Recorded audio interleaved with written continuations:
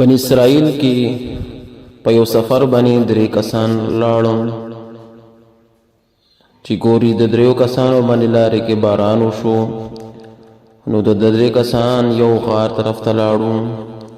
چې اچانک د غار باندې یو غټ تیاره لکاڼه او د غار بند کړلو نو تک تور شپه مو باران مو او غارم بند شو تیږي وجینا او تیږه ډېره زیاته درنده وه د درې کسانو چتوی هم نشول او غار خلاصوی نشولو نو د درې کسانو خپل منځ کې مشوره وکړله چې راځئ مو خپل داسې عمل چې هغه په زندګي کې الله خاطر هم کړی هغه الله ته پیش کو امید ده چې الله پاک مو دا کاڼی لري کړي نو په دغه کې درې کسانو کې یو کس و هغه دا وفرمایل چې زه شپونکی وم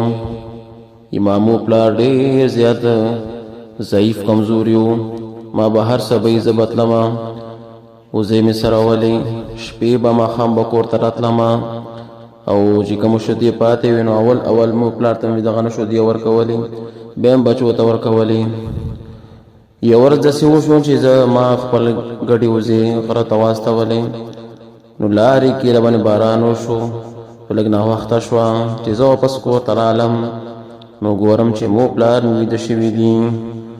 او وږي نه ویده شوي دي او سې خولړې نه نو ما هغه شودې راوایستلې همداسې مو پلار کټ ته ودرېدمه هغو مې اوچت نه کړم ماسو چې خپل اوچت شوي نه زه به هر پر دا شودې خپل بچو ته ورنه کړمه بچي ورته په خپو کې ژړېدل وږي وو چې بابا مونږ ته شودې راکړه خو ما ویل نه اول به زه خپل مو پلار ته شودې ورکوم همداسې دا کس سبی پر زه ولاړم چې کله سبی مو پلار مې وچه شو نو شودې مې ورته ورکړلې یا الله که دا عمل مې تا اخلاص لپاره کړی نو دغه وجې نه دا تیږه مون لرې کا ګوري چې دا تیږه لږ لرې شوه ښار نه یو بل کس و هغه وایي چې زه ډېر مالدار وم په خپل تره لور مې باندې عاشق شوی وم او هغه به ما ته ځان راکولو یو وارې ما ته مجبوره شوه ما ته ویل که دومره پیسې ما ته راکړې زه به تا ته خپل ځان درکړم نو ما ورته پیسې کوم ځای نه پیدا کړلې پیسې مې ورته پیدا کړې دا ښځه چې ما سره بدکاري ته راله چې کله عین موقع کې چې موږ دواړه میلاو شو نو هغه په ټایم دا ښځه په ژړا شوه او دا یې وویل چې پوره زندګي مې د طرف ته میلان کړی نه و مجبوره شوم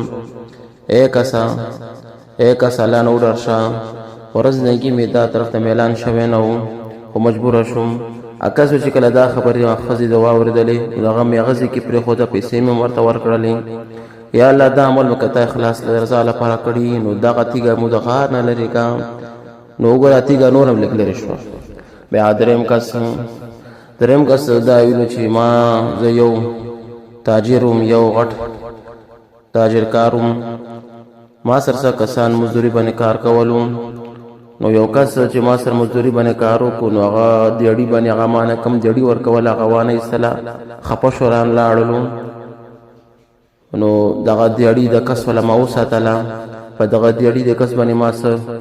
وزې وایستلې چې ګورم دغه وزې زیاتې شوې بچي وکړو بیا مې نور مال وایستلو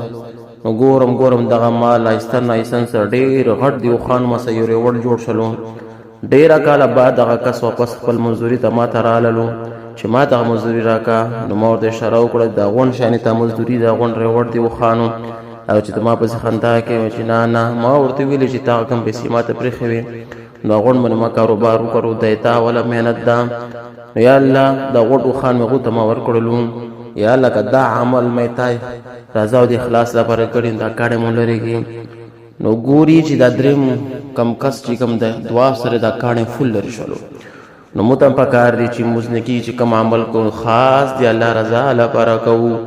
لکه څنګه بني اسرائیل د درې کسانو خپل عمل خاص د الله رضا لپاره کړی و